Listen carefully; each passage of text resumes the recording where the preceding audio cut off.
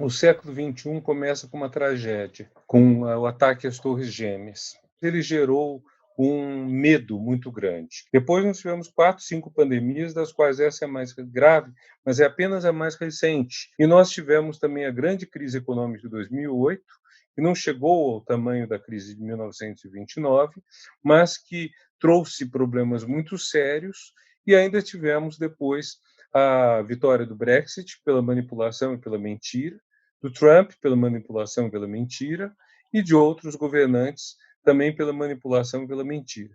Isso tudo veio junto com um clima de muito ódio. Alguns lugares tiveram mais votação para sair da Europa, não tinha um único imigrante. Então era pura fantasia das pessoas, era pura ficção, era pura enganação. As pessoas foram enganadas. Agora, para você ser enganada, você tem que ter uma certa disposição a ser enganada. Você não será enganada pelo medo aos imigrantes se você não tiver já dentro de si um certo receio do outro, uma certa vontade de não ter contato com o outro.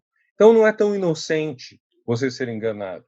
Quem votou no Bolsonaro acreditando que ele iria, enfim, acabar com a corrupção e tais coisas, tinha um exemplo de uma pessoa quase 30 anos prometendo matar gente, prometendo espancar, prometendo uma série de coisas. Quer dizer, essas pessoas foram enganadas até certo ponto. Em que medida nós poderíamos gerar uma cultura de solidariedade, na medida em que estamos todos no mesmo barco, sob ameaça, etc., em que medida estamos criando um espaço de separação.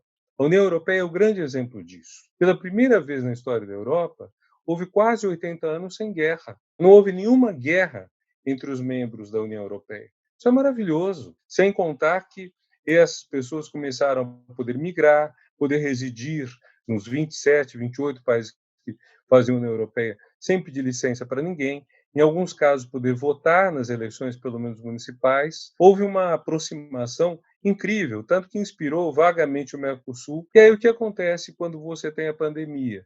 Basicamente, além do isolamento social, que foi a medida mais inteligente, eventualmente levando ao isolamento radical, chamado lockdown, você tem o fechamento das fronteiras. Então, de um momento para o outro, países que estavam com esse vínculo tão forte fecham as fronteiras. Em que medida nós estamos entrando de novo num período de separação? Nós avançamos muito em vínculos da inclusão social. Inclusão social significou uma redução da miséria. Hoje, a fome no mundo não é mais o resultado da falta de produção de comida. A fome que existe no mundo é o resultado da falta de acesso à comida. Mas comida suficiente para todo mundo existe. E foi reduzindo a fome no mundo. Não foi só no Brasil. Desde que caíram as ditaduras comunistas e direitistas nos anos 80, o mundo estava migrando para, eu não digo uma utopia, mas uma condição melhor de vida. E, de repente, no lugar disso, nós temos o ódio, nós temos o restabelecimento das fronteiras, nós temos a agressão, nós temos o preconceito. Isso tudo é muito assustador. E a questão que fica é: o que vai ganhar?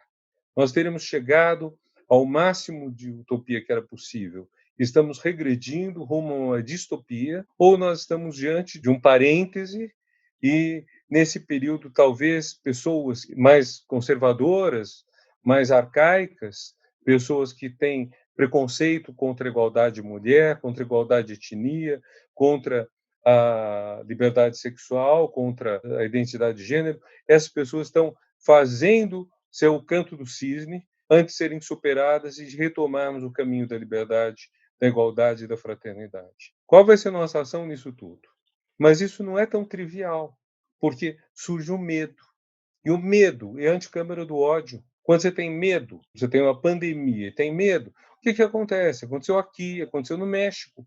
Pessoas agredindo nos ônibus enfermeiras e médicos. As pessoas que estão nos salvando foram agredidas, porque os outros achavam que elas eram portadoras do vírus. Isso é a coisa mais terrível do tempo atual. É essa inversão total dos valores.